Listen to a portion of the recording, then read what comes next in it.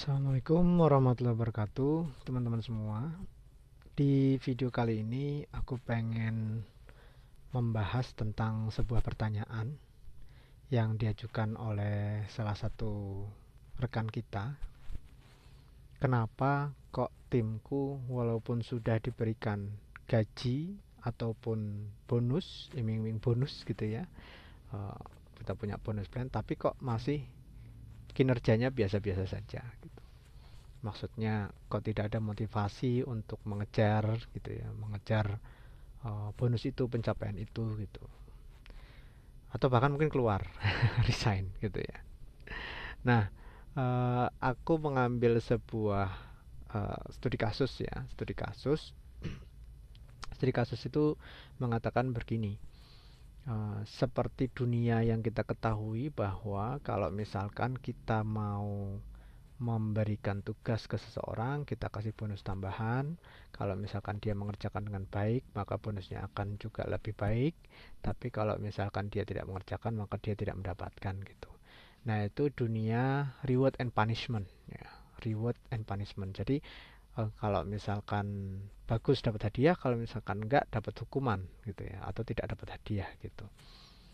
Nah, ternyata di dalam dunia reward and punishment itu ada sebuah riset yang dilakukan oleh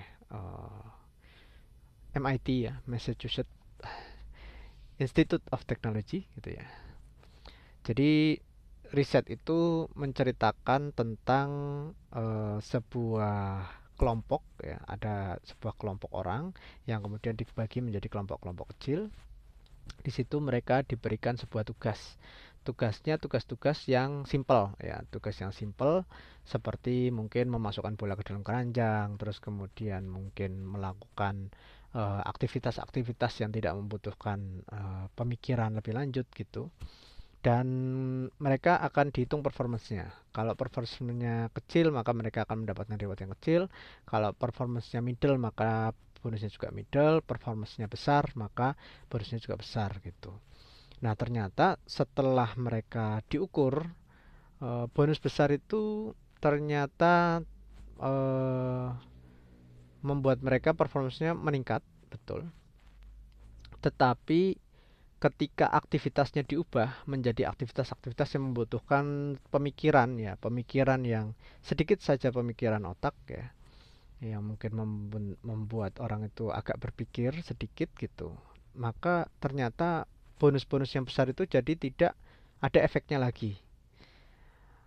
Nah, berarti kalau misalkan tim kita hanya melakukan tugas-tugas yang repetitif, kemungkinan besar cocok gitu pakai reward and punishment. Tapi kalau juga tugasnya itu membutuhkan sedikit saja unsur kreativitas, maka ternyata bonus and punishment itu, reward and punishment itu tidak lagi berlaku. Nah, efeknya apa? Efeknya ternyata ya percuma aja diiming-imingi gaji besar atau bonus besar gitu, karena ternyata orang itu membutuhkan lebih dari sekedar gaji ya.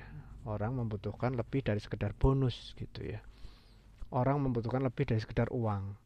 Dan karena orang itu adalah eh, terus berkembang, apalagi generasi sekarang ya, generasi sekarang yang kritis-kritis, kreatif-kreatif dan cepat bosenan, pasti mereka lebih cenderung kepada pekerjaan-pekerjaan yang eh, ada unsur inovasinya atau kreativitasnya. Gampang bosenan, apalagi kalau orang gampang bosenan itu biasanya orangnya kreatif gitu. Nah, itu kita perlu memberikan sesuatu yang lebih daripada uang. Pertanyaannya, apakah sesuatu itu? Nah, ini sebenarnya nyambung sama bahasan kita yang sebelumnya, yaitu tentang drive atau what motivates us gitu ya. Ini yang ngomong ahlinya namanya Daniel Pink ya. Bahwa orang itu butuh tiga hal yang membuat dia itu bergerak. Yang pertama itu adalah purpose ya. Yang kedua itu adalah M-nya adalah mastery. Yang ketiga adalah otonomi ya, otonomi. Purpose adalah tujuan, tujuan yang lebih besar, yang kira-kira kalau misalkan ini dilakukan maka akan membawa kebaikan kepada semuanya, kepada lebih banyak orang lagi, kepada dunia ini. Nah, itu purpose, tujuan gitu ya. Banyak orang-orang yang bekerja bahkan tidak dibayar gitu. Jadi kalau teman-teman ngomong, wah sekarang susah cari orang kalau nggak digaji besar gitu.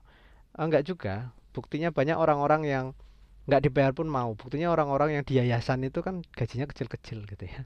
Atau bahkan orang-orang pinter kayak di Linux ya. Linux itu sistem operasi yang dibuat oleh orang-orang pinter. Yang mereka itu volunteer semua, nggak dibayar apa-apa gitu ya. Nah itu pun bisa.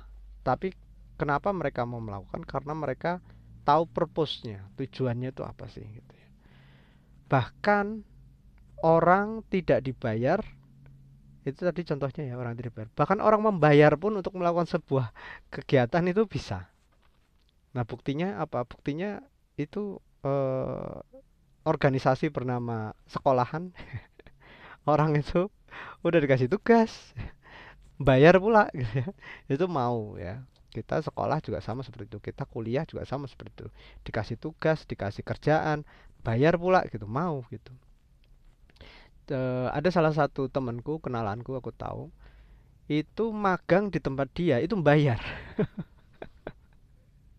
Dan itu bisa gitu loh ya, itu bisa. Kebanyakan magang itu gratis ya, atau bahkan kita membayar uang saku, uang makan, atau uang transport gitu ya. Tapi di kenalanku itu magang tempat dia bayar. Bisa, kenapa? Karena di tempat dia ilmunya itu mahal. Jadi akhirnya daripada mereka itu ikut eh, training atau kursusnya dia yang mahal, ya udah magang aja tempat dia gitu. Bayarnya tidak semahal kalau misalkan training atau kursus atau sekolah gitu ya. Nah, jadi dengan cara-cara kreatif itu sangat mungkin dilakukan ya. Asalkan tahu purpose-nya apa. Yaitu tadi purpose-nya kalau misalkan sampai bayar itu ya purpose-nya belajar gitu ya. Jadi itu bisa dilakukan. Mastery adalah bagaimana orang itu bisa semakin hebat di dalam apa yang dia lakukan. Jadi ada progres-progresnya. Kalau misalnya kita bisa membentuk sebuah tim organisasi di mana orang-orangnya itu bisa melakukan dengan terus berprogres, maka dia akan stay di dalam organisasi kita. Kayak salah satu contohnya, ada salah satu leader yang dia performanya kurang baik gitu ya dalam sisi finansial. Nah, yang aku berikan bukan iming-iming bonus yang lebih besar lagi kalau misalkan dia bisa membereskan finansial, itu tidak gitu. Tapi ini adalah tentang perkembangan dirinya, perkembangan karakternya sebagai seorang manusia, sebagai seorang profesional, sebagai seorang yang bisa berprogres, atau dalam kata lain itu menapaki jalan-jalan mastery, penguasaan, menjadi seorang suhu gitu. Ya kemarin mungkin ada juga yang membahas tentang step to mastery itu mengetahui membedakan antara event dan proses. Event itu sekali jalan langsung ada hasilnya. Proses itu terus menerus dilakukan, entah apapun hasilnya. Nah, itu akan bisa uh, terus menapaki tangga-tangga mastery. Sehingga akhirnya leader itu ya akhirnya mau menapaki tangga-tangga mastery maupun meskipun challenge-nya besar gitu ya. Nah, yang ketiga otonomi. Otonomi itu adalah self direction atau kemampuan untuk mengambil keputusan sendiri di dalam koridor yang kita tentukan di dalam organisasi. Nah, kalau misalkan teman-teman lakukan ini, teman-teman incorporate atau menyelaraskan antara purpose, mastery, dan otonomi di dalam sebuah tim, di dalam tim teman-teman, maka nanti teman-teman akan